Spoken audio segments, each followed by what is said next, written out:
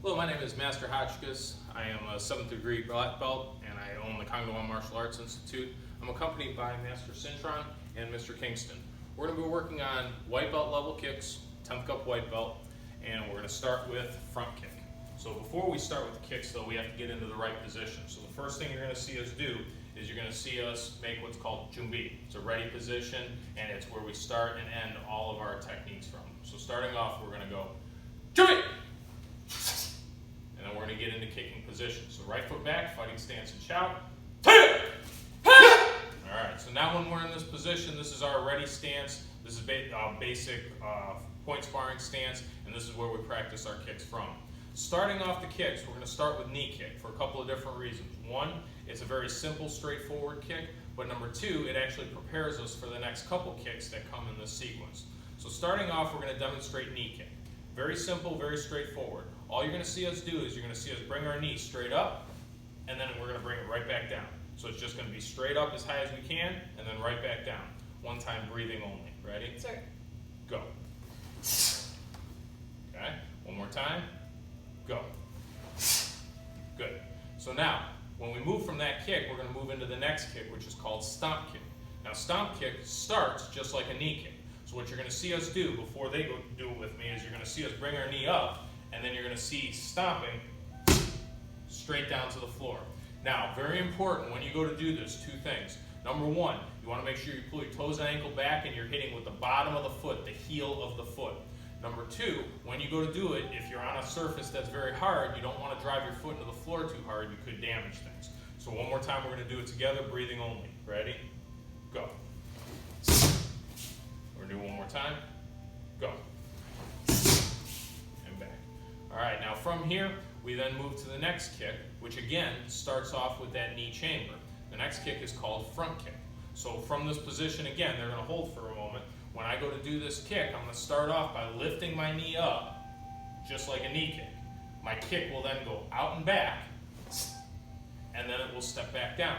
Now, very important, and it's kind of hard to see and do it slowly, but front kick foot position, you want to imagine that you're standing on the balls of your feet. So if you can stand up and walk around like this, you want to maintain that same foot position, and as you chamber, you're in that position, you kick that position, you bring it back, and then you step down. So we're going to do it one more time, everybody together, breathing.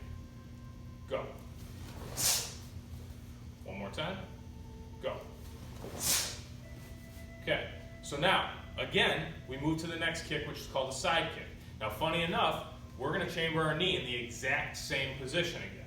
So you're finding a trend here that most of the chambers in the beginning all work off of that knee kick, which is why we started with it.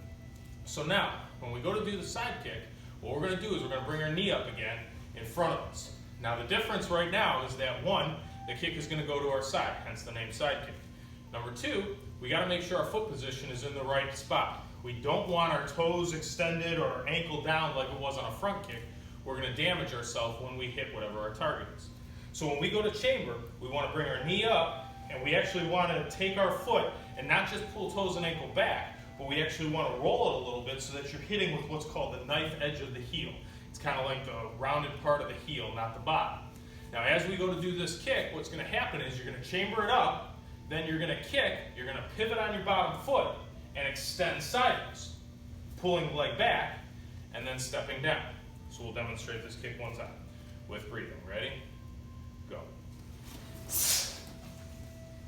Okay, straight out, straight back. Now, variation of this kick that you can do is also what's called a pivot side kick. And what that means is that you're actually going to rotate your body and execute this kick pointed towards the front. Still a side kick, and the reason this is hard is because you actually have to take your foot and do a complete 180-degree rotation to make sure that your body's in the right position to execute the kick. So we'll demonstrate that one time with breathing. Ready? Go. Okay?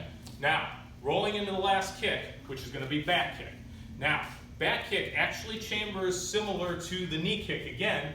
The only difference is the knee is going to be chambered somewhat off to the side. So when I'm in this position, instead of bringing my knee forward to send my leg backwards, I'm actually going to bring my knee up off to the side, kind of the side or the 45-degree angle right over here. Now, before we even chamber, First thing we got to do is we got to look. Looking's taken for granted on the other kicks because they're all in front of us. We're naturally looking forward, we're naturally kicking forward, it's not a big deal. With back kick, you've got to get in the habit of seeing what you're going to hit before you actually hit it. So what's going to happen is, I'm going to demonstrate it slowly by myself first, is you're going to look over your shoulder, whichever side you're kicking. In this case, you're kicking with your right leg. So you're going to look over your right shoulder, and as you do, then you're going to draw your leg up to the side. Again, foot position going to be exactly the same as it was on the side kick. Knife edge of the foot, toes and ankle pulled back. So when it's here, it's going to then loop, kick straight out, come back, and then step down. So we're all going to do it one time breathing. Ready? Go. And bar. Shield. Now, one of the things you'll see is that the three of us all kick at different heights. And the height of the kick does not matter. What matters is the integrity of the kick. If you're doing the kick correctly, and you're doing all the fundamentals correctly, then it's going to be a good kick. And it doesn't matter about height, and as you get more comfortable with the kick, then you can also execute the kick and you can do it correctly, and it's going to turn out right, and you can work on the height later. So, my name is Master Hotchkiss. As I told you before, 7th degree black belt, Kong One Martial Arts Institute. Thank you for watching. If you have any comments or questions, you can leave them below or get in touch with me directly. Thank you.